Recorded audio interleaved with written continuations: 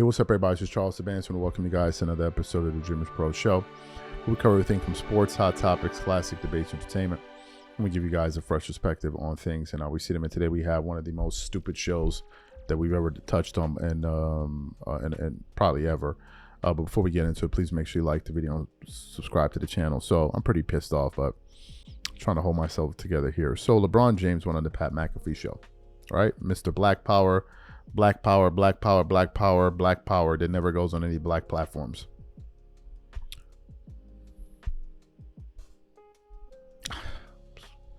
I ain't never seen you on Gil's Arena. I ain't never seen you on Draymond Green's show. I ain't never seen you on none of these podcasts that all of these podcasters that be up there twerking it up all day long for you. I never seen you on these dudes' platforms. The Kelsey brothers, you ran up there. The Pat McAfee show, you ran up there.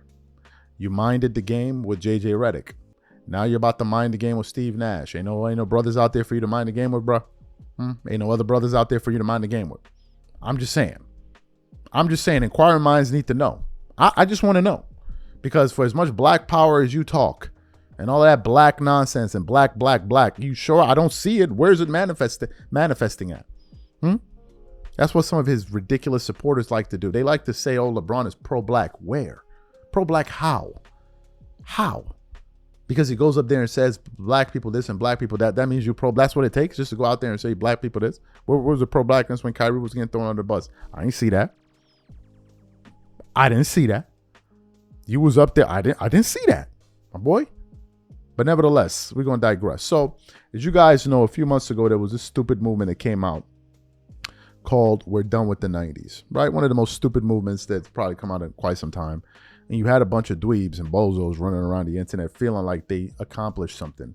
That, oh, players in the 90s couldn't play ball. Michael Jordan couldn't go left. And I'm sitting there looking at these dudes like, are we being serious? They thought it was something real. They thought they were doing something. They thought, oh, we're gonna attack Jordan's legacy. We got him now. Oh, we got him now because they ain't got nothing left. They ain't got nothing left but just a jar of honey. That's all they got left. So they was going on. And so some people started asking like, yo, where's this coming from? Now, I already suspected that it came from the LeBron James camp. I already suspected that. You had clown ass Nick Wright and all these guys running up there and twerking it up all day long, trying to support that nonsense. This is something, it was like a movement that was going on. And then LeBron goes on Pat McAfee today. And he says something about players from the past and eras in the past that 100% solidified for me that he was behind that campaign that targeted the 90s and the era that Michael Jordan played in. So for those of you who didn't hear this nonsense that LeBron spewed on the Pat McAfee show, take a listen to him here. Then we're going to come back and continue on the show. Take a listen to this nonsense. Here's a little taste of the interview. LeBron talking about how he believes current players would fare in the NBA 50 years ago.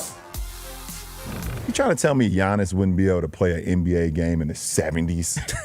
Handshake, he wouldn't be able to do it. Neither would you. Giannis Antetokounmpo would have 250 points in a game in the 70s. 250. Is that Kuzi? When was Kuzi playing? All right, so Kuzi played in the 50s and the 60s. So there were so many things about this conversation that bother me. And I understand what he's saying. First and foremost, of course, he's right. Giannis Antetokounmpo would dominate, as any athlete in the modern day would. There were a couple of things that bother me about this. In the interest of time, I will limit my comments to two. One of them is the modern generation of player gets very, very sensitive when you compare them to players of the past. But they are very comfortable comparing themselves to player of the past. I don't love that inconsistency. The other part of it is, if all we're going to argue is players now are bigger, stronger, faster, more athletic, well, then that's the end of the conversation. The Pittsburgh Steelers offensive line in the 1970s, the heaviest guy weighed 275 pounds. What position would he play now? Linebacker? So, I mean, obviously, we've gotten bigger, we've gotten stronger. All of that is obviously true. But the idea That feels very disrespectful to me. There were great players in the 1970s. And by the way, Bob Lanier in the 1970s would have picked up Giannis Antetokounmpo and dunked him. And then and Giannis would have been looking around saying, why isn't that a flagrant two?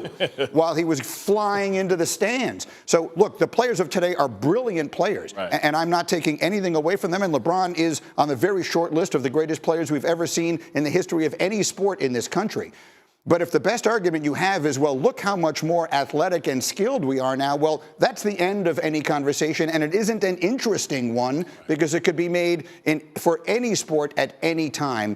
The idea that those guys weren't great players then, as one who watched them play, that it offends my sensibility. Go ahead. No, I agree. I think this is just a silly argument. Like I talk about, back in the 70s, guys they had jobs in the offseason. Think about that. Maybe not in the 70s, but at one time, yes. No, but like there were guys who literally had, they don't do what we do now. Right. Like this is in today's modern sports era, along all of these sports leagues, guys train all year round. Yeah. All year round. Those guys they weren't doing the things that modern day players are doing. So I just think it's just a silly argument to try to, again, compare what these guys are now, skill-wise, it's body types and stuff, to guys that 20, 30 years ago. Way longer than that. Dr. Ernie Vandeweghe, who played for the Knicks, was a doctor and literally only played home games. He didn't travel with the team because he was a doctor. Right. And so to make a comparison between those obviously is nonsensical. It doesn't make any sense. Right.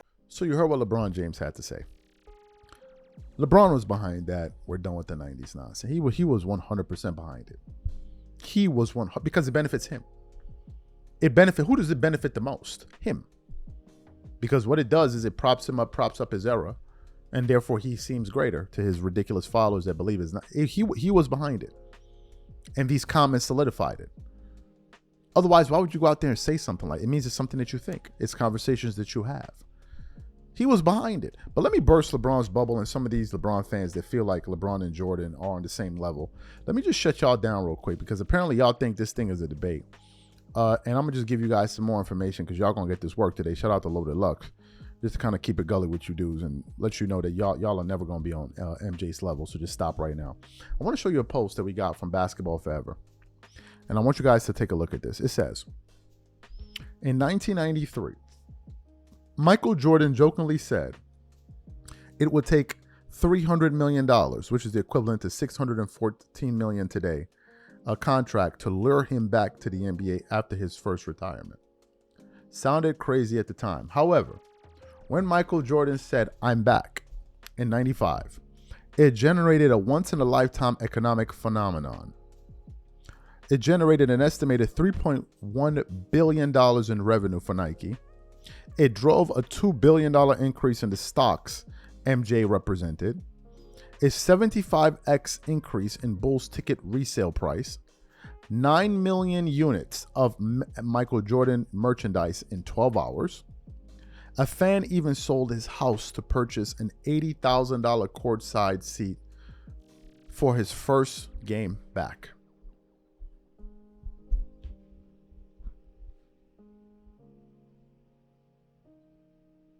That's the effect of Michael Jordan, an effect LeBron will never have on the NBA. Ever. Ever. The fact of the matter is, viewership numbers have been plummeting since he's been in the NBA. The lowest rated all-star game in the history of the sport, he was a part of it.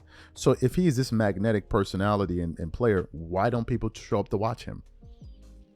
Why is it LeBron can't move the needle the way Michael Jordan does? Let's take it a step further to show you that all of these efforts and all of these things that LeBron is trying to do in his camp, they're never going to work. And they never, ever will work. Ever will work. Let me tell you how much Jordan generated for Jordan Brand this year. Nike revenue from Sportico disappoints, but Jordan Brand hit $7 billion in the year. Expectations were modest for Nike ahead of its fourth quarter earnings report, and the company still whiffed on that low bar. Wall Street analysts expected flat revenue of $12.86 billion in 3 months ending in May, according to the S&P Global Market Intelligence, but the company reported revenue of $12.6 billion, down 2%. On the bright spot, earnings per share of 99 cents topped the 85 cent forecast. And then the article then goes on to talk about the effect of Jordan. It said, the Jordan brand, it said, the fiscal year end results are the one time a year the company provides financial results of its wholly owned Jordan brand, whose foundation was signing off NBA icon Michael Jordan to an endorsement contract in 1984. Jordan was the strongest performer of Nike's division with a 6% sales gain to $7 billion compared to men's 1%, women's 0%, and kids 1%.